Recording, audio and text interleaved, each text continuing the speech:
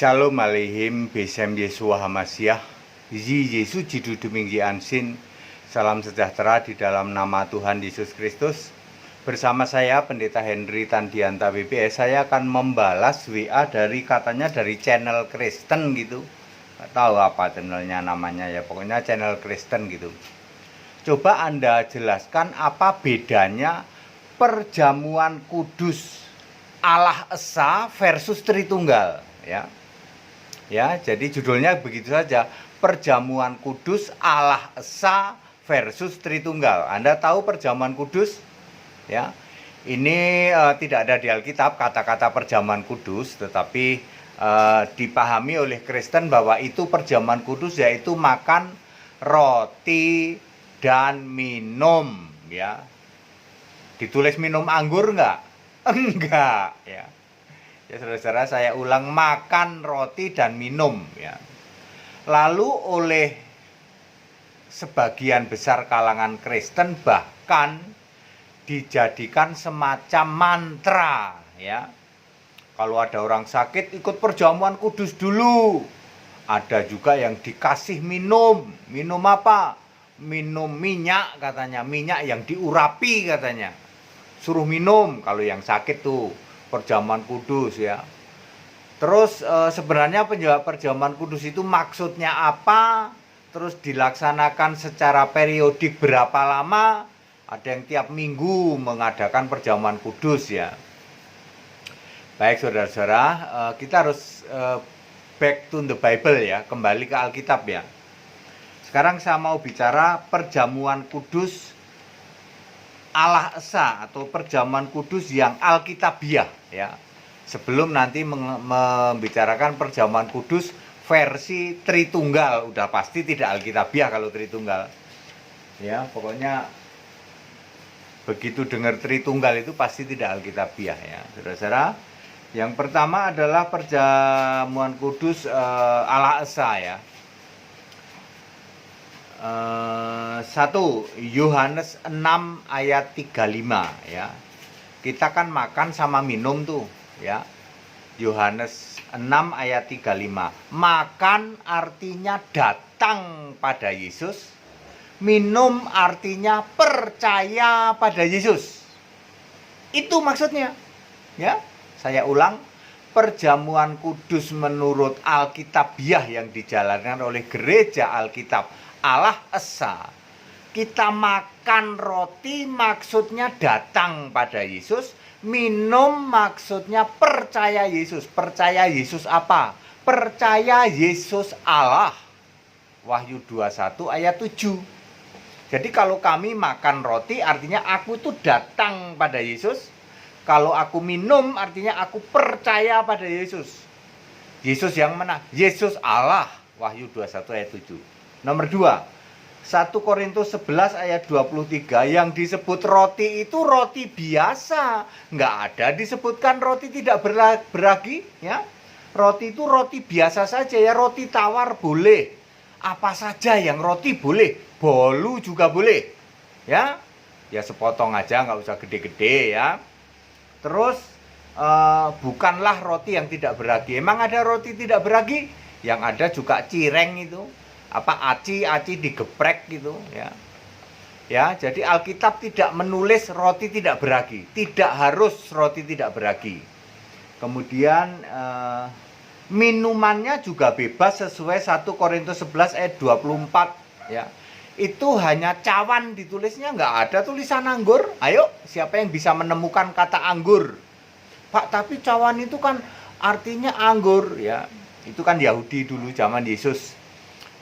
Kalau Yesus minum itu namanya minum anggur. Kalau di Yahudi itu kan minum itu minum anggur ya. Tetapi di dalam perjanjian baru ditulisnya cuma cawan. Jadi minumannya bebas. Mau Fanta boleh, mau Coca-Cola boleh, mau teh manis boleh. Jadi saya ulang, 1 Korintus 11 ayat 23 cuman menyebutkan roti. Mau roti tawar boleh, roti bolu boleh ya. Dicuil aja ya. Minumannya juga bebas, tidak disebutkan anggur ya.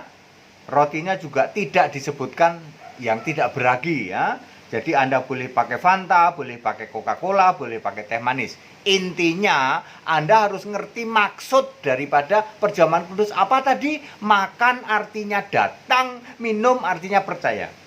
Kemudian nomor 4, hati harus bersih karena mau datang pada Yesus dan mau percaya pada Yesus, ya hati harus bersih ya.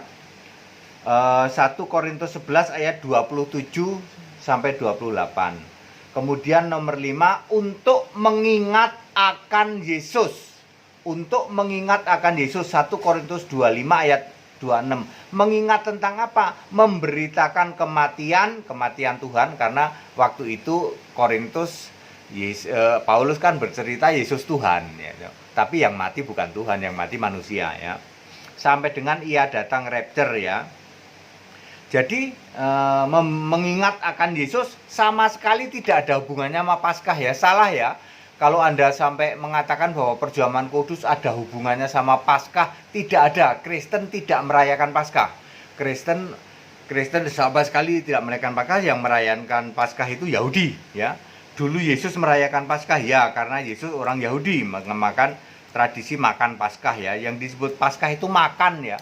Makan yang banyak itu, satu ekor domba itu ya. Saya ulang, jadi perjamuan kudus Allah Esa yang Alkitabiah adalah Yohanes 6 ayat 35, makan artinya datang, minum artinya percaya. Kepada siapa? Kepada Yesus Kristus sebagai Allah. Wahyu 21 ayat 7.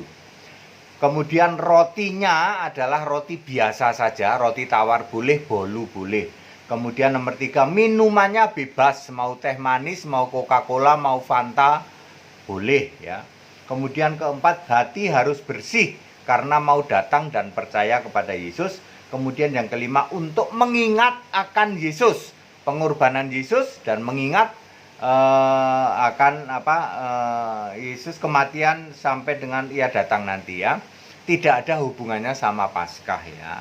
Oke, clear sampai sini, dan dilaksanakan secara periodik untuk mengingat, yaitu menguatkan iman kita kan. Yang penting kan datang percaya pada Yesus Allah itu loh maksudnya. Itu diingatkan.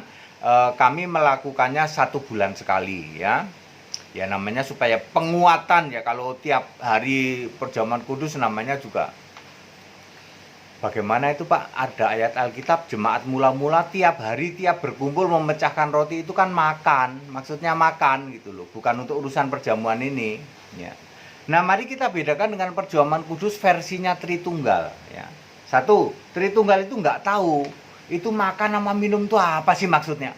Ya pokoknya tahu makan itu roti itu lambang tubuh Yesus, anggur lambang darah katanya begitu. Tapi dia tidak tahu sama sekali dan tidak ngerti dan tidak mau tahu bahwa makan artinya datang pada Yesus, minum artinya percaya. Yang kedua, rotinya juga harus roti yang tidak beragi ya. Dia yakini aja itu aci yang digeprek nggak ada rasanya, tipis, itu dianggap roti tidak beragi. Terus minumannya juga harus anggur ya. Dia juga ya bohong-bohong aja bahwa anggur yang dibeli di supermarket itu bukan anggur, itu mah itu saya bilang sirup, itu mah sirup rasa anggur ya. Terus kemudian itu tidak ada ayatnya, itu ya cuma ngarang aja ya. Rotinya harus roti tidak beragi itu ngarang juga. Kemudian harus anggur itu juga ngarang. Terus nggak tahu artinya apa itu makan itu apa, minum itu apa. Terus memperingati Yesus disalib tapi anehnya menolak Yesus Allah. Ini lucu ya tuh. Tritunggal itu memperingati Yesus disalib ya tuh.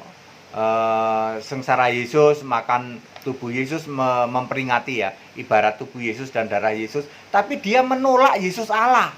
Ya pasti nabrak-nabrak ayat Alkitab dong. Wahyu 21 ayat 7 dia tolak itu. Iya Pak, boro-boro Pak membaca kitab Wahyu maka gak pernah dibaca sama orang Tritunggal. Mana ada Tritunggal baca kitab Wahyu ya, gak ada. Dia mah mendirikan kebenaran sendiri. Roma 10 ayat 3, comot-comot ayat yang menyenangkan hati, itu Tritunggal, nggak mau mengakui gitu. Kemudian dijadikan seperti mantra ya. Itu tadi yang saya bilang, orang sakit kasih perjamuan kudus, suruh minum, bahkan suruh minum apa itu? Minyak urapan katanya ya. Ya disinyalir minyak urapannya ada yang dicampur obat katanya, yang dulu-dulu nggak tahu yang sekarang ya. Ya sekarang sih sebenarnya sejak HTD khotbah tentang minyak urapan udah nggak laku tuh, minyak urapan itu udah nggak ada katanya yang jualan ya. Katanya orang-orang udah mulai ini ya, HTD sudah ngomong ya. Apalagi pendetanya bolak-balik ke surga, habis turun dari surga dia bilang, sorry ya saudara-saudara, minyak urapannya naik harganya. Pak, nggak dijual Pak. Alah, siapa bilang? Kata-katanya sih bilangnya nggak dijual, tapi dia bilang siapa yang memberi. Ya itu biasalah bahasa bahasa pendeta mata duitan tuh kayak gitu. Ini nggak dijual, tapi kalau Anda mau memberi persembahan silahkan. Podo wae ujung-ujungnya jualan minyak urapan. Nanti jemaatnya bisik-bisik, itu kemarin Pak Pendeta kan habis naik ke surga.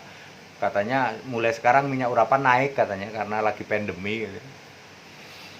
Ya, saudara, jadi sekarang Anda tahu ya, dari channel Kristen yang nanya ya, Anda sekarang tahu bedanya perjamuan kudus Allah Esa sama perjamuan kudus Tritunggal. Yang Tritunggal itu nggak ada ayatnya sama sekali. Ya, nggak pakai ayat Alkitab, ngarang doang, super ngarang, udah gitu dibikin seperti mantra. Ujung dari semuanya itu dia nggak percaya Yesus Allah.